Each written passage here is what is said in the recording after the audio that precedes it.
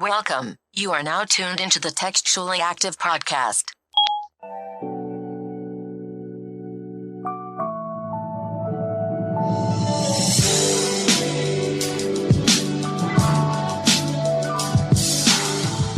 Hey everybody, welcome back to another episode of Textually Active, your weekly dose of conversations about navigating the digital age while dealing with friendships, relationships, and all the ships in between.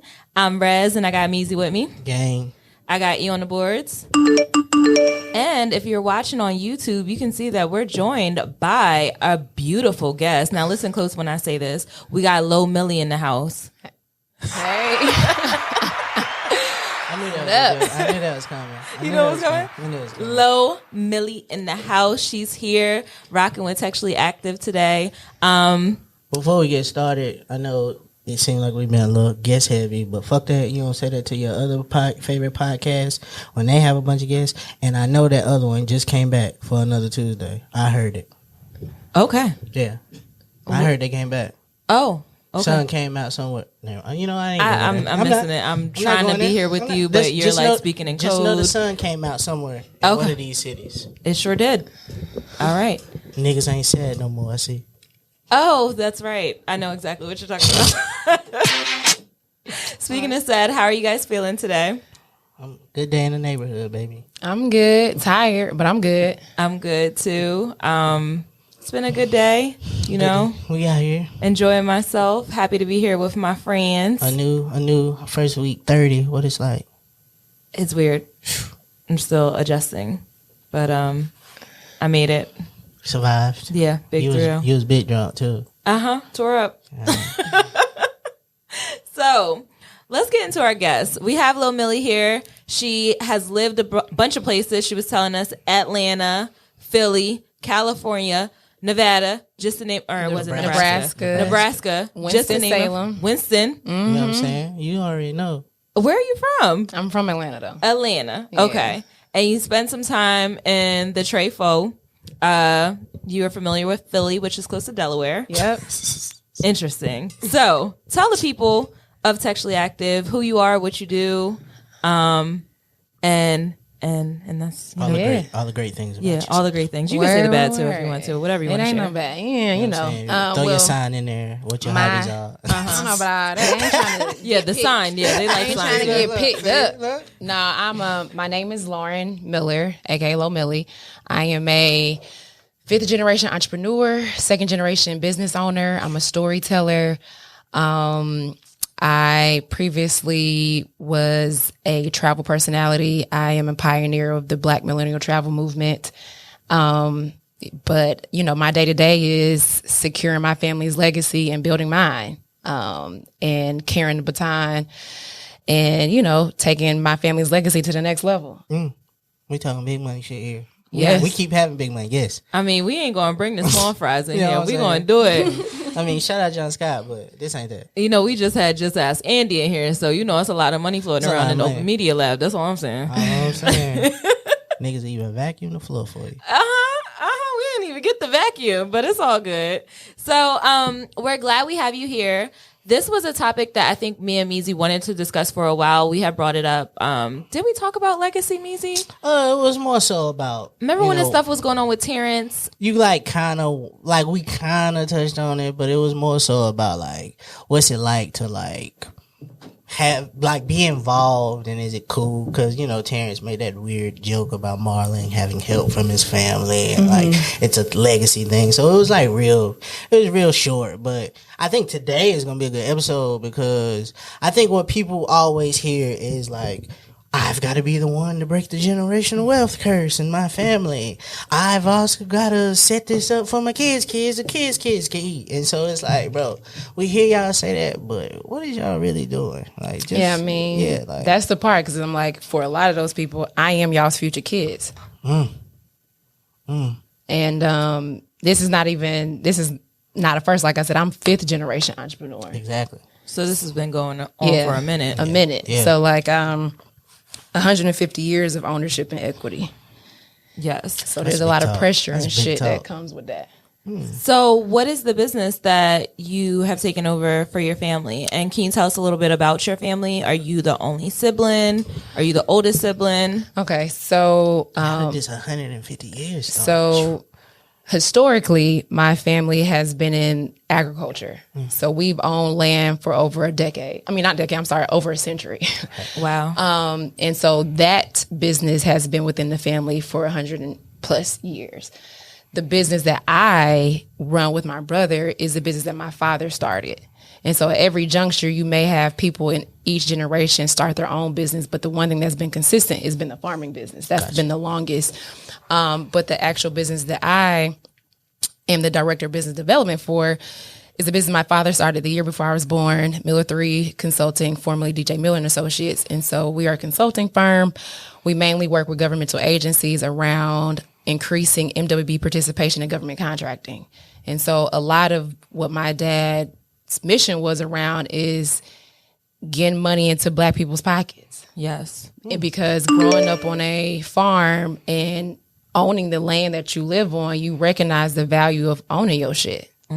And so when he left the farm, you know, to build his life and, you know, start his business, it was really about like, how can I increase Black millionaires? And the mode in which he did that was through government contracting and us getting a piece of the pie. And even beyond that, like taking agriculture to the continent. Very much a pioneer in his space. He created the disparity study industry.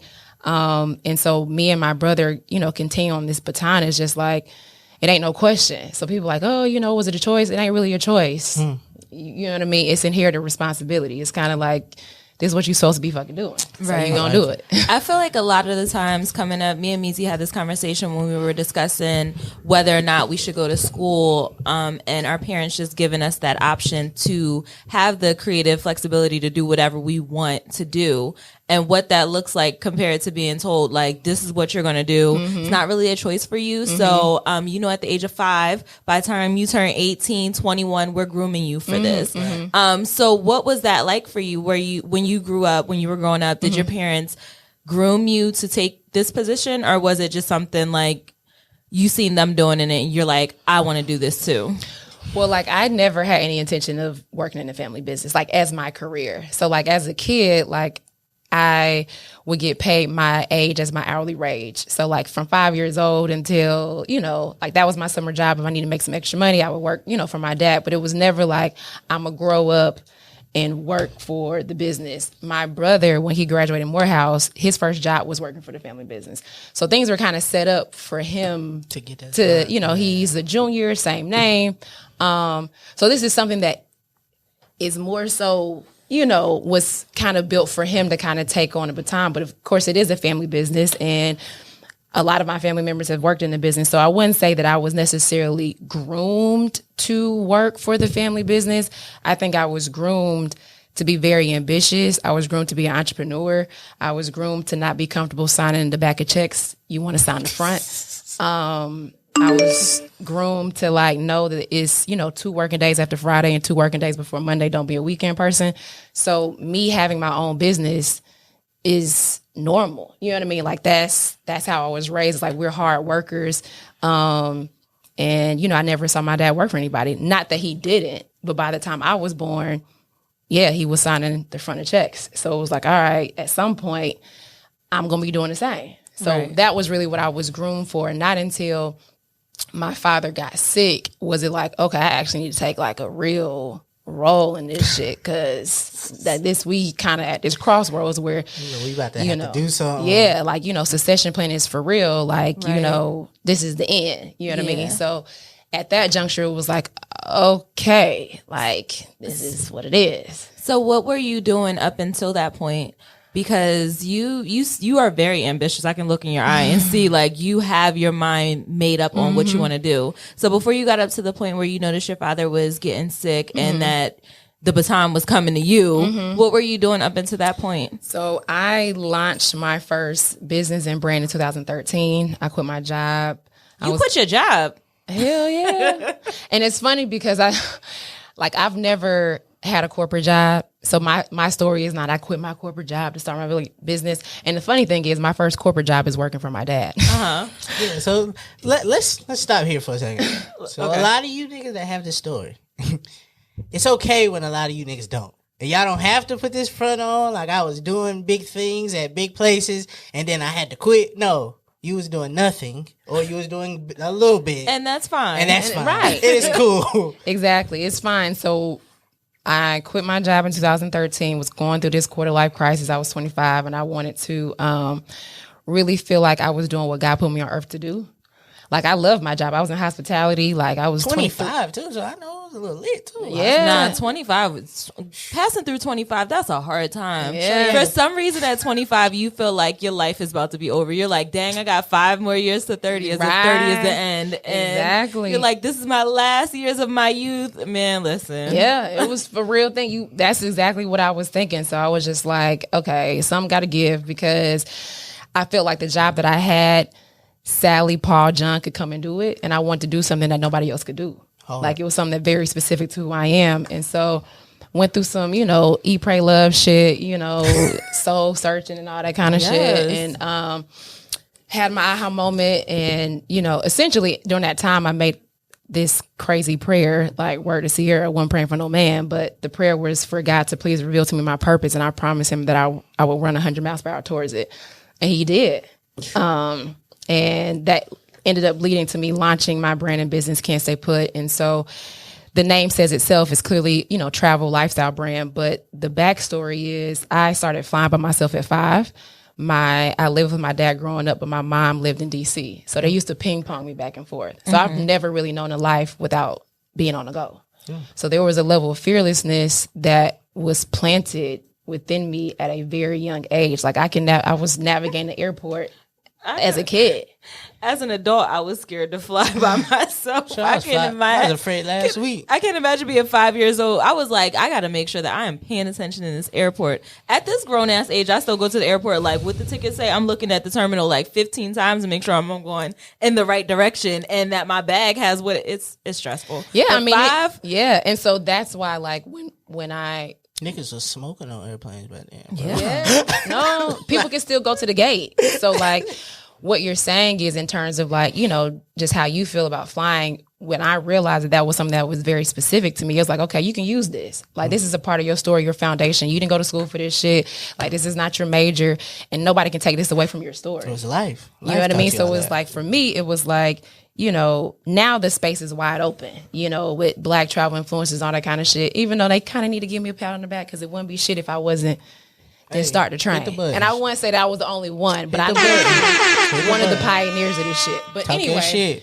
for me, it wasn't because I saw a lifestyle that's like, oh, that looks fun, like I want to do that. It was like, I always had this lifestyle. Let me brand this shit so I can be professionally me. And that's what the fuck I did. Launched the platform, quit my job, give them my apartment, reduce all my expenses, and I committed to the nomadic lifestyle for 3 years. I ain't have a fucking home. Okay. All I had to do was keep my phone on, and hopefully Wi-Fi, whoever I was crashing at, you know what I mean? You know what I mean? So that's what I was doing prior to my father getting sick. And so I would say I probably had like 2 years of like intense, like self, like focus into my stuff. And then shit was taken off. And then I got the phone call. Right. And then you like, what the fuck? So now you're at a crossroads. You're at a crossroads because you're just like, damn, God, like, why now? What I'm like, you know what I mean? And, I'm sure you guys know, like, when you're in your 20s, you're looking out for yourself as best interest. Like, everything should be about you because you're trying to figure out what you like, what you don't like, what you want to do. Right. So, like, all my friends, selfish as fuck. And I'm like, I got to be the most selfless I done ever been. And so that was very hard, you know what I mean? To be like, you got to step up to the plate. And this is, something that you got to deal with, because even with my father's illness, it was kind of like, you done live your life. Right. And his illness was connected to his life choices. So it wasn't like a random cancer or anything like that. So it was just like, damn, so you got to live your life. And because of the way you live your life, you're now, experiencing this illness, but I got to stop my life because of your choices. Right. And so it was a very hard pill to swallow because I was selfish, you know what I mean? And then, but it took a while to like warm up to the idea and understand the magnitude of what was really going on. And so essentially what it boiled down to was like, Lauren, I need for you to help me live as long as possible to secure my legacy and to get you and your siblings ready for me not to be here. Oh my goodness. That's a crazy talk. Yeah. I mean, it's some heavy ass shit. It was some real ass shit. Now I look back, I'm like, I still can't believe I went through that shit. Yeah. You know what I mean? Speaking of like, what was the support like? But like, because this is a big jump to be. I don't know what it'd be like to be nomadic. Because homeless sounds very homeless is wild. Yeah, homeless is not the word. Homeless is wild. Yeah, it's not homeless is not the word. I think homeless is wild. So I was just, without a place that I could call home. Right. And I would say I wasn't poor. I was broke. You know what I'm saying? Okay, yeah. There's a difference. Yeah, right? there is a difference. There's a big difference. And so it's like one of those things where it's like, I wasn't out on the street. I wasn't living on the street. I was electing to be broke because I had $1 and a drink. Exactly. You know what I'm saying? But in that phase of like making that decision, it was like because I had chose entrepreneurship, I was in a space to where I could become my father's right hand. Because if I had a 9-to-5 job, I would have gotten fired. Hell yeah. Right. Because it wouldn't have worked. And so because I had created this platform in this space, I was still able to make money and create opportunities for myself because I still had the flexibility of my time. But I was now juggling my business, my father's care, and then also filling in the gaps of his business. So I'm juggling 3 balls. And then mind you, even on top of that, that's with the notion that my dad is dying. So it's like so no matter what good shit is going on in my life, it's still a reminder I'm getting a text from a surgeon. Or I'm getting a text like, oh shit, like, oh yeah, my dad's still dying. Yeah. So it's only so long your happiness is going to linger because you're constantly, reminded of the journey. What's really going on. Right, exactly. And because we were up against the clock and I really wanted him to live as long as possible. Like it wasn't when you deal with certain cancers, like 6 months, a year, like, no, we was living in, I wouldn't say hell, but it's kind of like hell because this is a parent and you got to you're seeing them die for 4 fucking years. Mentally, that shit is heavy. You know what I mean? In the midst of it was beyond just caring. We got a whole business. We got a legacy. You got to transfer information about the family, transfer of knowledge, like what your plans are, like the lessons that you want me to have so I can pass them on to my kids, the whole 9. So it was a very big undertaking. And so as I even talk about this conversation with legacy, one of the things that has been resonating for me is like sickness and death shouldn't be the catalyst to start talking about securing your legacy because that's already too heavy already. Right. You know what I mean, I feel like in that situation, you didn't even have the choice to say no. Right. Like you didn't have a chance to take a break from it because you're trying to get as much information as you can in that short amount of time. So you are there, you are knee deep in it and taking all of this stuff in. When, if it was a conversation for another time, you guys could have just took your time. It could have been a leisure walk and you probably would have been like, you know what, Dad, I really don't want to. Right, because that's my question. Maybe later I'll pick it back up. Because my question is, at what point do you realize it's important to you? Because a lot of things that happen with us is our families have these businesses. Mm-hmm. We get ready. We've worked in these businesses as a kid all our lives, and we get ready to go to college, and I don't want to do this shit. Mm-hmm. So while I'm going off to college, they done pay for me to go to college. I come back. The first thing we think about doing is selling this motherfucker because I'm doing what I wanted to do. And that's not an option. And so it feels like, you know what I'm saying, a lot of times that's where our legacy goes out the window because they didn't want to run it. See, I think, because my situation is like my dad wasn't the first, he was the fourth. Right. So like it's been ingrained through generation that you ain't selling shit. You know what I mean? Like, doesn't mean that me and my brother have to be the ones. We may hire people, you know what I mean? Right. Or figure out a way to pivot this such that it works for what it is that we want to do.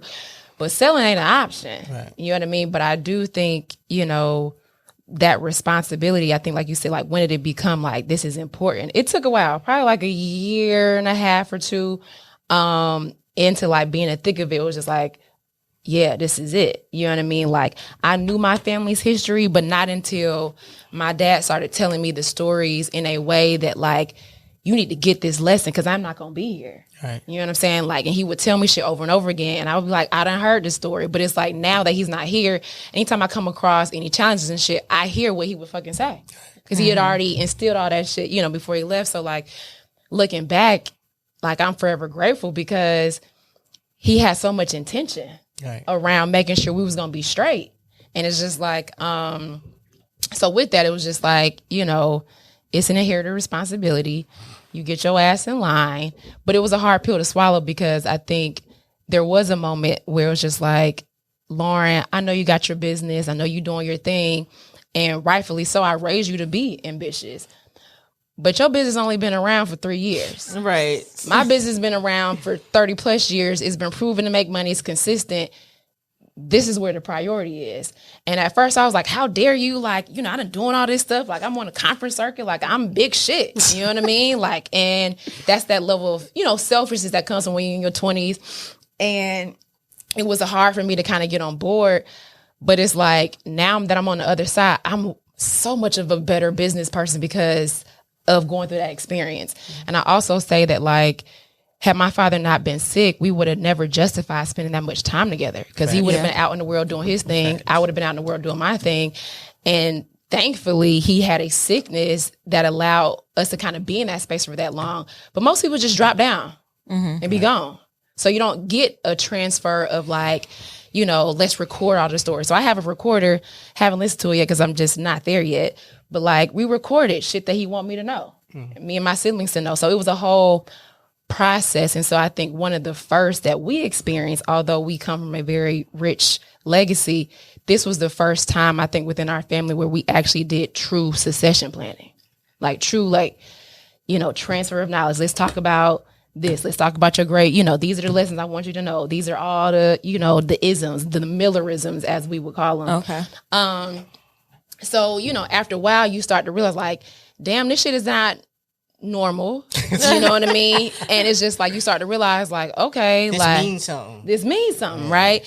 And, you know, in my travels and pursuits with Can't Stay Put, I remember going to Newport, Rhode Island to visit all of the mansions of, like, the first families, like the Vanderbilts and, you know, the Rockefellers and all that kind of shit, and learning about how they built wealth and how they fumbled the fucking bag too. Like, the Vanderbilts were worth $300 billion and they ain't got shit today. You know what I mean? And that's because the third and the fourth generation were consumers and no longer producers. And so you start to see that it's just like, okay, this is very important. So yeah, that puts pressure on you. Oh, a lot. I feel like the overall word of this is pressure because, okay, you got through the pressure of having to take in all the information in such a short period of time. Now, I'm not sure if you and your father discussed this during that time, but you also have a pressure to make sure that it keeps going. And that's spread across your siblings, I'm assuming. Is it just your brother, or do you have... So I have younger siblings. Okay. So they're like 23 and younger. So, you know, they're not necessarily in the... They're still college or coming out of college, you know, still finding their way. And so they're not really in the business. But I will say, like, my little sister, I'm grooming her to be... You. Yeah. Yeah. I mean, because the thing is like, I promised my dad that I will always have my hand in the family business, but he knew that I'm very much entrepreneurial. So my capacity at some point will change. That doesn't mean I'm not going to ever, you know, fuck with the business, but it's just like, he knew it was like, Lauren, I know you're going to want to do your own thing, but promise me you will always have your hand in this in some type of way. Because he recognized my value and what the fuck, you know, I bring to the table. Okay. All right. You know what I'm He's saying? seen it. All right. So, But keep it a buck with us. When you first figured this out, at one point, did you say, I think my brother can do this shit? But me and my brother are different, right? We bring certain things to the table. And I would say my brother is 13 years older than me. Yeah, 13 years older than me. And he, you know, has a wife and family and stuff like that. I'm still, you know, young, considerably young. I don't have as many responsibilities. And so there's a lot more flexibility and stuff that I have to do things and move around. And so that's just the season that we're in. You know what I mean? And so I will say, yeah, it is set up for him to, the business wise, but the full complexity of the legacy is on all of us to continue because my father's legacy goes beyond just the business, right? So, you know, we can look at the Library of Congress, my father's in there. Fire. You know what I'm saying? Like documentary, you know, like, so there's other aspects of how I will honor my father's legacy within the constructs of what I do. So like I said, I'm a storyteller. I'm in media content creation. I will be doing a documentary. You know what I mean? But the business is like, I want to build the business to a point where we will be getting a building named after him at Morehouse. But we got to get our weight up. You know what I mean? So it's like there's different aspects. And so when I say like, I'm not on a 5-year plan. I'm on a 50, 75-year plan. And it can be very lonely because entrepreneurship in general is lonely as fuck. Then you got to tackle on the fact you got this inherited responsibility.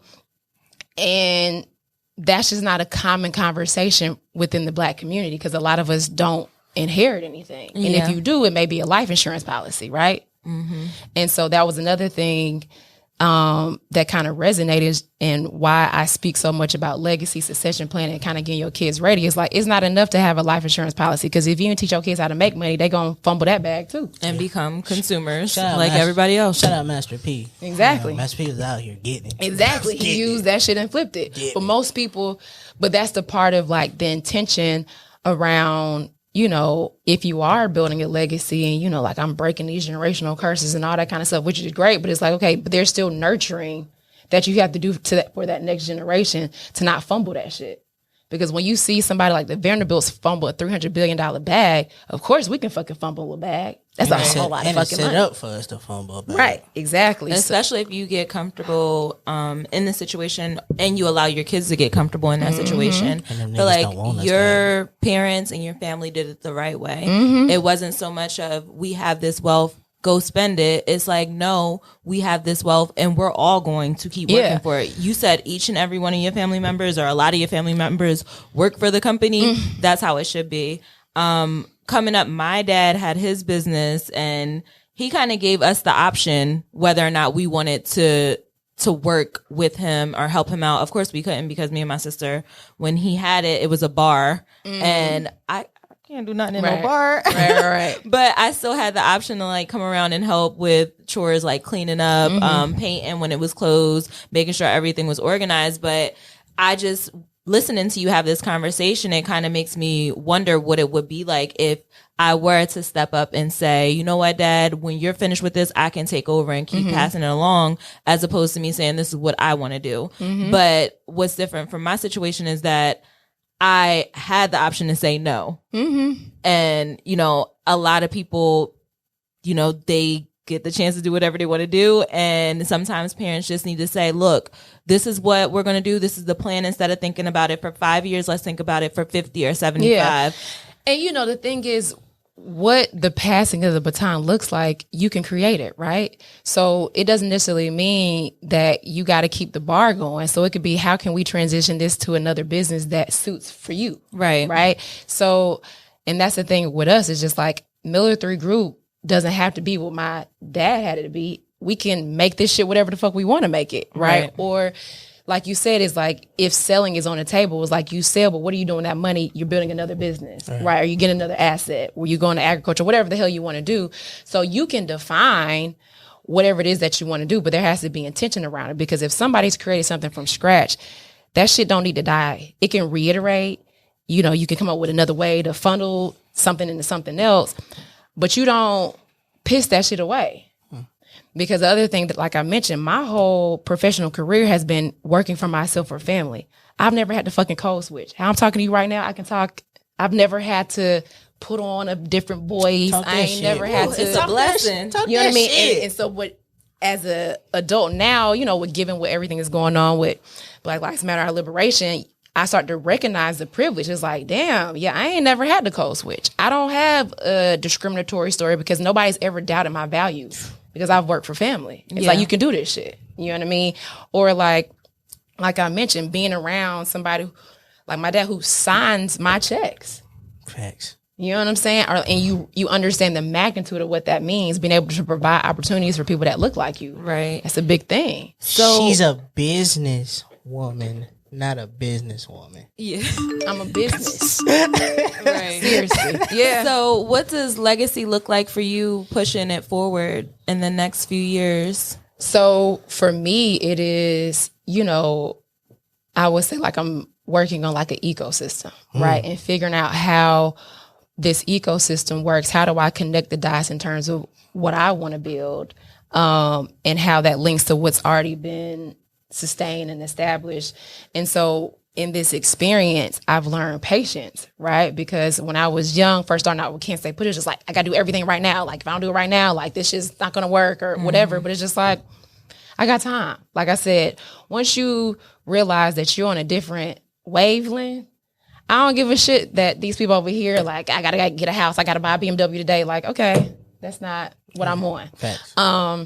But it takes a while to get there. And so I think for me, I want Especially when to, you ain't never had that shit. Mm-hmm. You you ain't know never what I had that mean? shit. And I That shit think is the world. for me, it's exponentially growing the legacy that's been bestowed upon me and really being a steward of my family's legacy. But also a part of my mission is to tell this story, right? Because oftentimes these conversations are not had, right? And it's hard for people to create something they ain't never seen before. Yeah. So when you have a 150-year story, it's just like, instead of us retreating and like keeping this wisdom to ourselves, and doing our own thing, it's like, nah, niggas need to know about this. Literally. You know what I mean? Niggas need to know about Right. what's going Which on is over crazy here. because niggas do not like to talk to each other. Yeah, That I may mean, give the other motherfucker upper hand. exactly. And it's like, for me, that's something that's always been a part of our family. It's like, how do you, like my dad would say, you're no better than anybody else. You're just different, Lauren. You have to use that difference to help people that look like you. So I don't ever think that, okay, because I came from this, like, I'm better than, I'm big shit. You ain't shit. No, it's like, if anything, it's more pressure to be like, I feel a certain type of way that I have all of this knowledge. Like, it's almost like every time, like, I got to get this out. Like, I got to tell as many people as possible because I got to Right. even the playing field. Right. A lot of people take their privilege and live in their privilege, and that's it. So Tell them you be out here with the Goonies. You be in the streets. You be out here. So you already started setting the foundation. Yeah, Walk Around Nigel with Lo-Millie podcast is on the way. Okay. Yeah. So listeners, if you like what you hear here and you want to hear some more, here, get it. It's a lot of hears. But you want to hear more. I saw what you did. I was trying. I saw it. Walk Around Knowledge with Lo-Millie is dropping, and she will be sharing more stories like the ones that she shared here on Textually Active. But let's go ahead and take a break and come back with our final thoughts. All right, and we're back. Let's touch on our final thoughts. I think something that something you said, Lauren, kind of stuck out to me and Meezy, and it's more so about how legacy relates to timing. Legacy isn't just about what's going on now. It's about thinking towards the future. So do you want to speak on that a little bit? Yeah, Because I seen your Instagram. You be out here. Yeah, I mean, I'm gonna be out you here. out here. I mean, I'm still It's got some hard. hot I nigga like shit in me. that. Stop it, stop. It's not, I'm still young as shit. I still know who I am. But at the same time, it's like, when it comes to legacy, you have to think about your kids. Like, it's a real thing. And so if I think about the ancestors before me, there's things that they didn't get to experience that I get to reap the benefits of. So they planted seeds that may not have bear fruit until my lifetime. Right. But I'm forever grateful because I wouldn't have these goddamn fruit. I wouldn't have it if it wasn't for them. So it's like, even when I'm in my valleys of like, this shit too hard, this pressure too hard, it's like, I know that I'm going to have descendants that are going to be like so grateful for the shit that I'm doing right now. And so as it relates to like patience and time, it's like, okay, I may not be the one that flies private every fucking time I want to go on the plane, but my kids may be that way. Right. And I have to be okay with it. Or it's just like, I may have the means to do that, but it's like, why spend that money on that now? Because I just want to do it in my lifetime. Yeah. Let me make sure I have assets and shit. This keeps on going. So there's sacrifice, and it doesn't mean that you won't have a good life. Because please believe, like, I'm gonna be living this shit up because we're gonna be on the Forbes list. But it's in moderation, because one of the things that, even with the business, like, I'm not a trust fund kid. I didn't get no big ass check or anything like that. What it's been is like, I'm gonna leave you something to work with. So when it comes to the business, it's like, all right, it's like a car. You could put gas in and go get the bag. If you don't put no gas in it, it's shit gonna sit in the driveway, Right. and collect dust. But hard work is necessary, because that's how you keep from fumbling the bag. Mm-hmm. So it's like, if you don't have no skin in the game, you inherit something, then it's easy to be like, I'm gonna sell it, or Right, I'm gonna keep it moving, because you ain't got no skin in the game. So that's why it's like, for my dad, it's like, maintain this business. It will always be something that can lay a golden egg for you and my siblings. I mean, and so for him, it's like, sustain this shit. Just keep it going. Just keep it going. And they call millennials selfish. Right. Look at you thinking about everybody else coming down the line. Got to. You are still out here being her. They say we selfish. On these beaches with them blue waters. I seen it. I seen it too. I do think it's important. And this conversation has really helped explain what legacy is and how important it is, especially in our community, because we always hear about the trust fund babies. We hear about people who just get stuff handed to them and they don't really have to work for it. But knowing what it's actually like on the inside, like maintaining it like a car is the perfect way to put it. Like, you could get this money. I'm going to give you this car, but you have to maintain this. You can't just drive it around. It's not a Tesla. Exactly. And even with a Tesla, you got to charge that up. Exactly. Just that up. Yeah, it's kind of like, you know, you have to think about these things. Nothing is going to fall into your lap, and instilling that in your kids can be beneficial to your name and your legacy. Exactly. So I appreciate that. I loved it. I love it. This week was fire. I appreciate you thank being y'all there. for having fire. me. I appreciate it. You know, this is a very important topic, and you know, I'm just here to be a steward to kind of share what this shit is really like, because you know, a lot of us, we've created legacy. A lot of it shit has just not been continued. Right. So there's a lot of restoration that has to happen, because we ain't the first or the only family that got this history. Right. I'm pretty sure y'all can go back in y'all family history and find some shit that'll rock your world. Like, damn, I didn't even know my great whatever was on that type time. But it's like, you don't know where you're going unless you know where you came from. And it's about sitting down and having those conversations with your parents while they're here. They don't be wanting to do that shit. My bitch. Give him enough beer. He gonna spill it. But Meezy, what you got for us this week with the baby maker? You are now tuned in. You're now tuned in to WMEZ. So usually I do underground, underrated artists. Yeah. But this week I don't want to, because I feel like a lot of you niggas be out here sleeping It's your world. on these three guys. And not only do they put on great performances on the big screen, they put great performances on your DSPs. So this week, the baby maker is from Jacob Latimore, Trevor Jackson, and Rotimi, and it's called Real Love Part 2 here on WMEZ. Textually active. All right, and we're back. Let's finish off this episode with our memes. Meezy, what you got for your meme of the week? All right, I'm just gonna put this out here. Y'all take it how I take it. I don't really care. I ain't seen Pastor Todd since he said he was addicted to porn. He used to pop up on the timeline all the time. Is he not having services no more or what? Is he not doing what? He not having services no more? Wait, is that the relationship guy? Yes. Oh, wow. See, you ain't seen him in a while since he did that sermon on being addicted to porn. Oh, wow. I didn't even know nothing about none of all of that. You ain't seen him pop up on the timeline when he was throwing them books out. He was on the timeline on the time. Oh, that's the same. Oh, wow. See what I'm saying? Okay. We're going to say that. Yeah, okay. See all what right. I'm saying? I'm going to keep mine short. This is something I seen on Twitter that I can relate to. Bubblegum in a dish. Where is our second stimulus? Hey, get a text alert on that, bro. Nigga, and then they gonna try to get rid of the postal service so we can't get it in the mail. Stop playing with Come me. on, bro. You already seen it. You see the thing. This ain't about voting. This about not giving us that money. All right, they don't want to give us a second stimulus. That's crazy. You were so close. I'm just saying, bro. I see what's going on. Shout out Kamala though. Kamala, yeah, we've been fucking that up. Yeah, tearing it up. I seen the comment too. I was like, dang. We black, bro. We fuck up names. That's so wrong. Your grandmama don't know none of y'all names. She just call you A and point. Baby.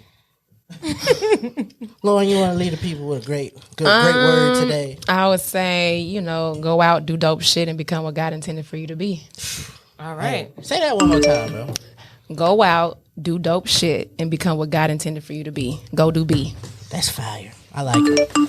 Got that shit tatted on me. I like it. Yeah. Do dope shit. Thank you so much, Lo-Millie, for coming and hanging out with the Textually Active podcast. Yes. Listeners, I hope you enjoyed it. In the meantime, where can they find you at? So you can find me on Instagram at lauren.rosa.miller. You can also subscribe to my website, laurenrosamiller.com.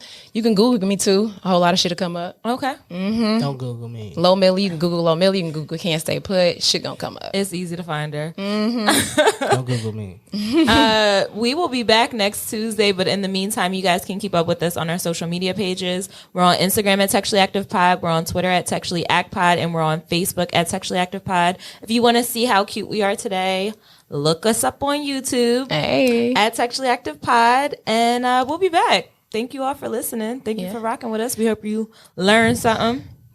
Yes. You got anything? I mean, just keep fucking, build that legacy. Yeah. Keep doing what? I thought you were gonna say keep fucking with us. You literally stopped at fucking. Yeah. Huh? Okay, keep fucking.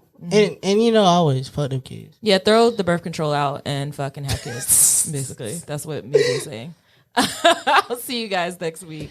All right. Thank you for listening to the Textually Active podcast. This podcast is a full-service production from the Open Media Lab. Be sure to check in every Textual Tuesday along with following them on all social media at Textually Active Pod. Textually Active is a part of the Open Media Network.